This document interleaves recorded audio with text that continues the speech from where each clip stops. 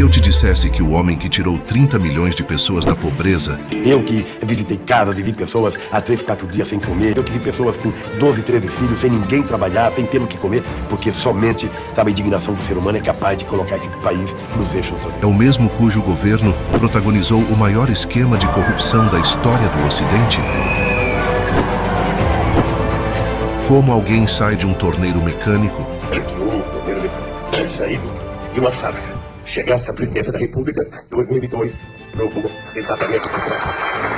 Para o centro do poder global, apenas para acabar em uma cela de 15 metros quadrados. A instalação de uma televisão foi autorizada e Lula pôde acompanhar a final do Campeonato Paulista entre o time de coração e o Corinthians. Prepare-se, porque esta não é uma história sobre esquerda ou direita. É uma autópsia sobre como o poder nasce e como ele apodrece. Os usuários são responsáveis pelos traficantes, que são, sabe, vítimas dos usuários também.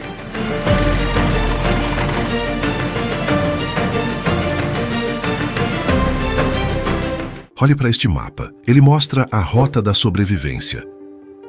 Em 1952, um menino de 7 anos chamado Luiz Inácio viajou 13 dias em um caminhão pau de arara fugindo da fome no Pernambuco. Se ele tivesse ficado, as chances de ele sobreviver à infância eram menores que 50%. Lula não nasceu político, ele nasceu um sobrevivente. E isso muda tudo, porque quem cresce lutando para não morrer, aprende cedo que o mundo não dá nada. Ou você toma, ou você perde. Sem diretoria ou sem diretoria, sem comissão ou com comissão, vocês sairão vencedores dessa luta. Anos depois, o Brasil vive o milagre econômico dos militares. Nunca antes na história desse país viu-se um desenvolvimento tão grande. Taxa de crescimento de 11% ao ano. Milhões de pessoas saíram da linha da miséria e uma multidão de pobres remediados passou a ganhar bem. A industrialização forçada criou uma massa de operários em São Paulo. Salários baixos e inflação. O nascimento das greves do ABC paulista. 60 a 90 mil trabalhadores metalúrgicos reúnem-se ali para ouvir os seus líderes e tomar decisões.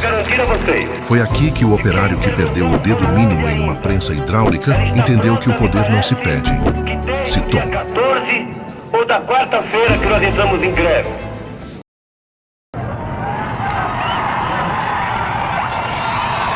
Quando Lula assume em 2003, ele não herda um país destruído. Ele herda um motor a jato pronto para decolar graças às reformas anteriores.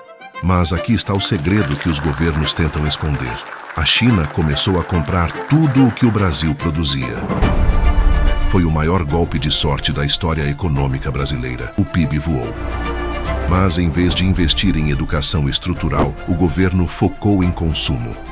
É como dar combustível de avião para um motor que não tem manutenção.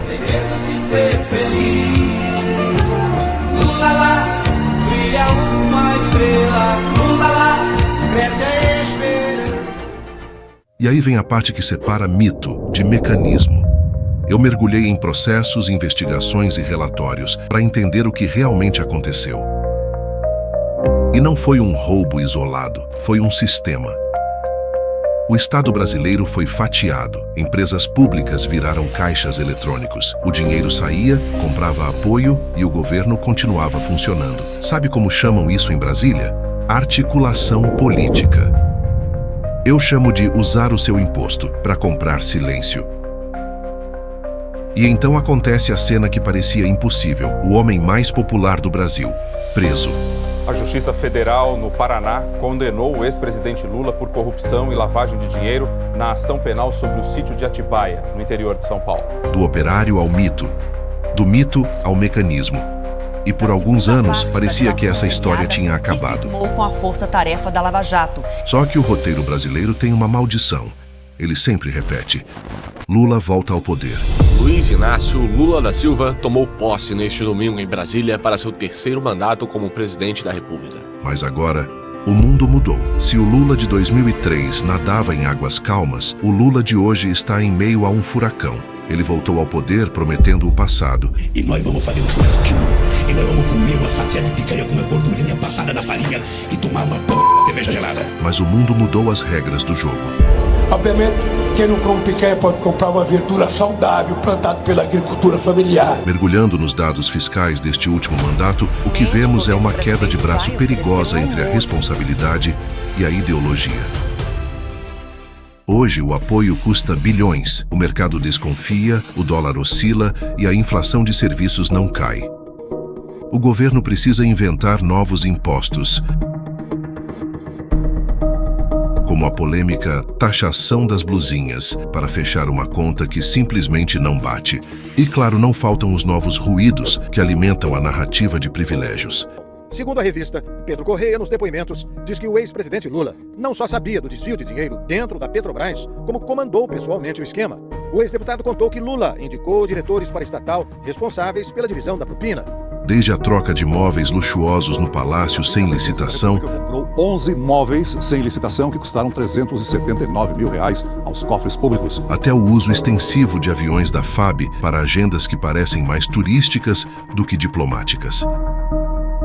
É de austeridade para o povo. Mas o estilo de vida no topo da pirâmide continua sendo de monarquia. No cenário externo, o desafio é o equilíbrio impossível. Lula tenta resgatar a influência do Brasil, mas ao evitar condenar ditaduras ou tomar lados claros em conflitos como a guerra na Ucrânia, ele corre o risco de isolar o país do Ocidente. É o jogo do realismo. Você tenta ser amigo de todos, mas acaba não sendo confiável para ninguém. Enquanto o país assistia a bilhões sumindo em escândalos, o cidadão comum via o preço do arroz subir. E se tem uma coisa que eu aprendi, é que você não pode depender de promessa de governo. O Bolsa Família é assistencialismo. O Bolsa Família é demagogia. E vai por aí afora. Tem gente tão imbecil que ainda fala: o Bolsa Família é para deixar as pessoas preguiçosas, porque quem é até Bolsa Família não quer mais trabalhar. Eu uso uma ferramenta simples para mapear meus gastos e proteger meu dinheiro. O link está aqui embaixo. Estamos na fase da degeneração ou em uma nova consolidação? Lula 3 enfrenta um mundo diferente. A China não cresce mais como antes. E os juros globais estão altos. A tragédia brasileira é que o roteiro parece o mesmo, mas o cenário mudou. O realismo geopolítico nos obriga a admitir: o perdão de dívidas e os gastos sociais hoje não têm o lastro do milagre de outrora. Se você soubesse que o próximo milagre econômico é apenas o setup para a próxima crise, o que você faria hoje para proteger sua família? Deixe seu like, se inscreva para entender o que os mapas não dizem. Obrigado por assistir. Confira o vídeo a seguir.